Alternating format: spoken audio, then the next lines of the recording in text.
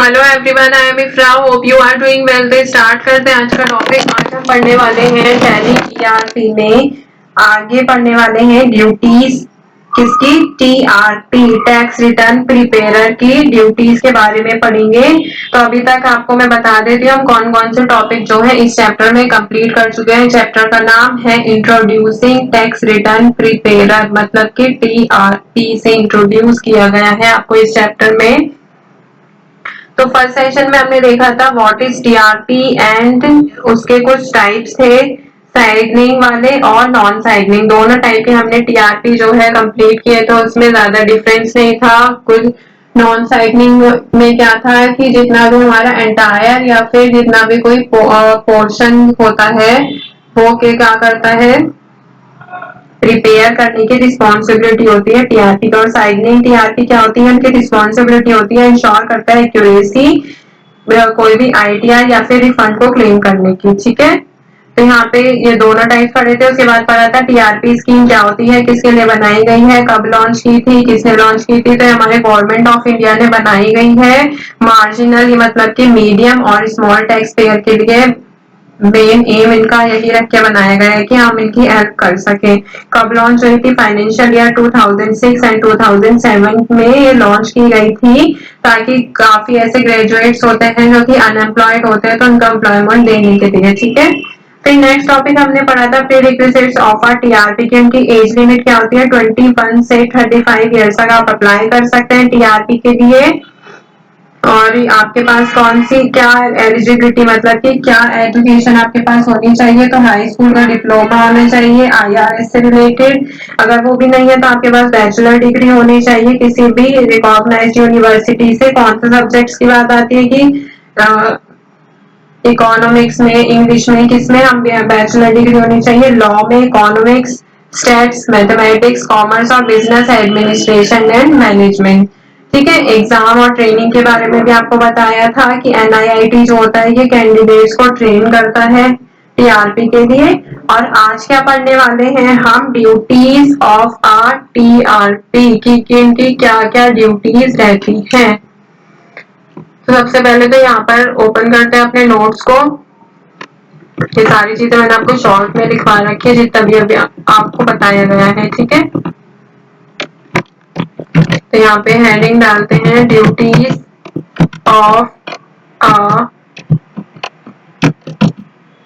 Tax return प्रिपेरर।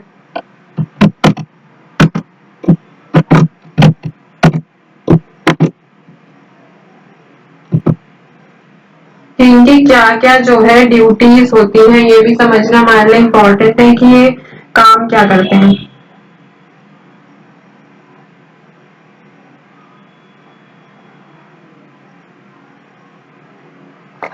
तो अगर इनके ड्यूटीज की बात करें तो काफी सारी ड्यूटीज होती हैं जो कि एक टीआरपी को, मतलब कि टैक्स रिटर्न प्रिपेरर को परफॉर्म करनी होती है। तो एक एक करके सारी लिखवा देती हूँ। जो रिटर्न जो होती है प्रिपेयर होनी चाहिए इंटेलिजेंटली। ठीक है, या फिर आपको इजी वर्ड्स में अगर मैं बताती हूँ, जो टैक्स रिटर्न प्रिपेयर होता है आपको पता है उनको टैक्स प्रोफेशनल या फिर टैक्स प्रिपेयर भी कहा जाता है, जो कि रिस्पॉन्सिबल होते हैं किसके लिए, कोई भी असिस्ट करने के लिए इंडिविजुअल को या फिर बिजनेस को जब भी कोई प्रिपेयर कर रहे हो या फिर फाइल कर रहे हो उनके टैक्स रिटर्न को। ठीक है, गवर्नमेंट के साथ।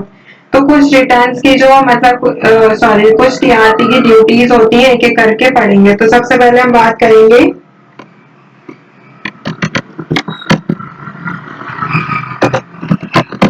प्राइमरी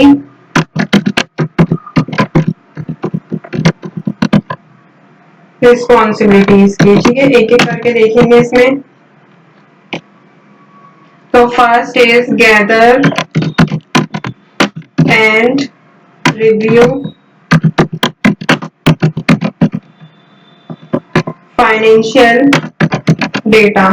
गैदर मतलब क्या होता है कि कलेक्ट करता है, इकट्ठा करना, मतलब कि कलेक्ट करना, और रिव्यू देखना फाइनेंशियल डॉक्यूमेंट्स को, जैसे इनकम स्टेटमेंट्स हो गई, रिसीट्स हो गई, एक्सपेंस का रिकॉर्ड्स हो गए, जो भी हमारे क्लाइंट होगा उनकी एक्सपेंस की रिपोर्ट्स को देखना, उनकी इनकम कितनी है, सारी चीजें इकट्ठी करनी, कलेक्ट करनी और उनके डेटा को चेक करना, रिव्यू करना। Second one is prepare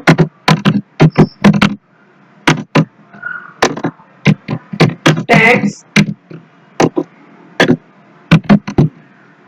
returns.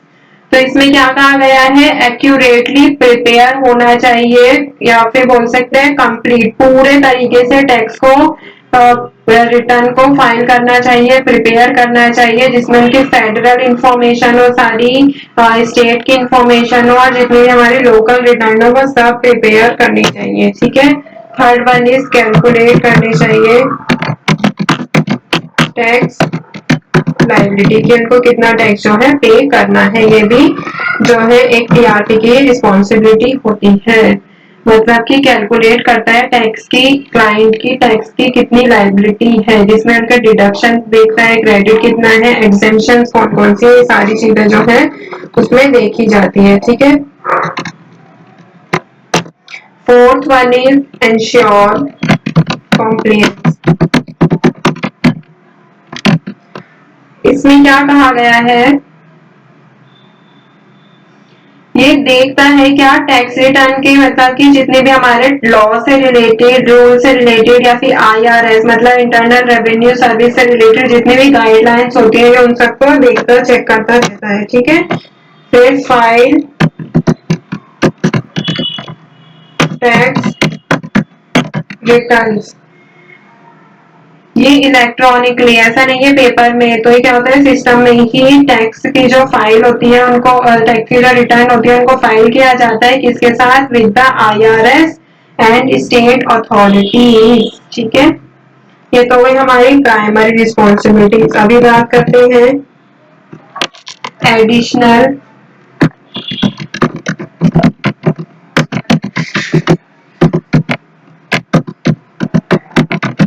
Responsibility.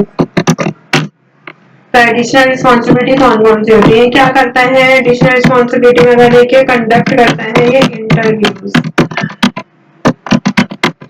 कैसे इंटरव्यूज कंडक्ट करता है ये, क्लाइंट के साथ, मतलब कि जब इनको इंफॉर्मेशन गैदर करनी होती है, आपने यहाँ पे पढ़ा था फर्स्ट पॉइंट में कि इंफॉर्मेशन कलेक्ट करता है, तो इंफॉर्मेशन कलेक्ट करने के लिए, उनकी फाइनेंशियल सिचुएशन को समझने के लिए कि फाइनेंशियली कैसा है इनका बिजनेस, या फिर जो भी जिससे भी रिलेटेड है, बिजनेस से रिलेटेड नहीं है, पर्सनल है, तो फिर मतलब कि क्लाइंट की फाइनेंशियल सिचुएशन को ये क्या करता है, समझता है इंटरव्यू रखकर। ठीक है, मतलब मीटिंग टाइप समझ लीजिए। Second is provide tax planning advice.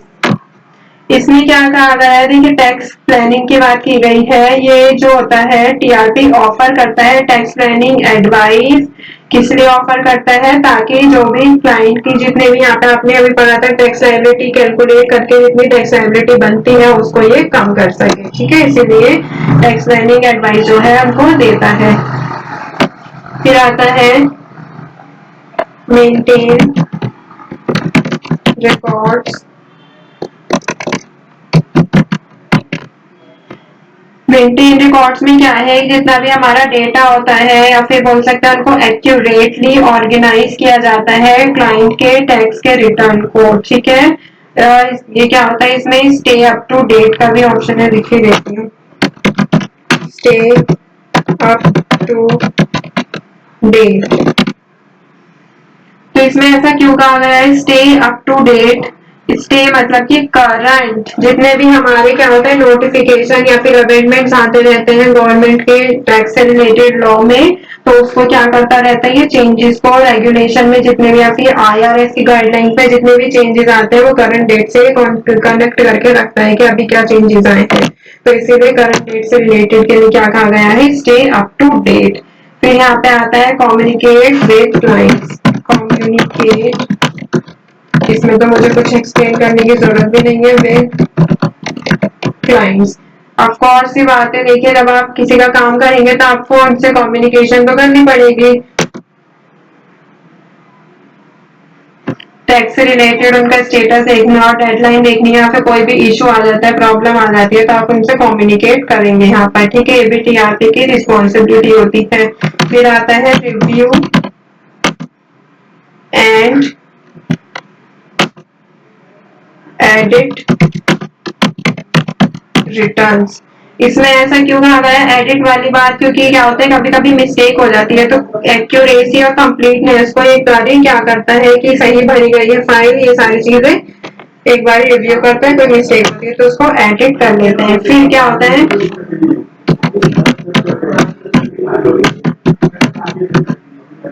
Maintain confidentiality, confidentiality मतलब कि सीक्रेट। तो यहाँ पे क्या होता है मेंटेन जो की जाती है, क्या चीज मेंटेन की जाती है, क्लाइंट की कॉन्फिडेंशियलिटी, उसके जितने भी हमारे इंफॉर्मेशन होते हैं हम किसी और को नहीं बताते। तो ये कुछ प्राइमरी और एडिशनल रिस्पॉन्सिबिलिटी हमने आज कंप्लीट की है, किसके बारे में, टैक्स रिटर्न प्रिपेयर के बारे में। टीआरपी की प्राइमरी और एडिशनल रिस्पॉन्सिबिलिटी आई होप आपको समझ आ गई होगी कि उनका काम क्या क्या होता है। ठीक है, तो आई होप क्लियर हो गया होगा ये सारा। नेक्स्ट में देखेंगे आगे का टॉपिक। यहाँ से वापस आते हैं चेरी पर, तो टॉपिक को यहाँ पे एंड करते हैं, मिलते हैं नेक्स्ट सेशन में। Stay tuned and thank you.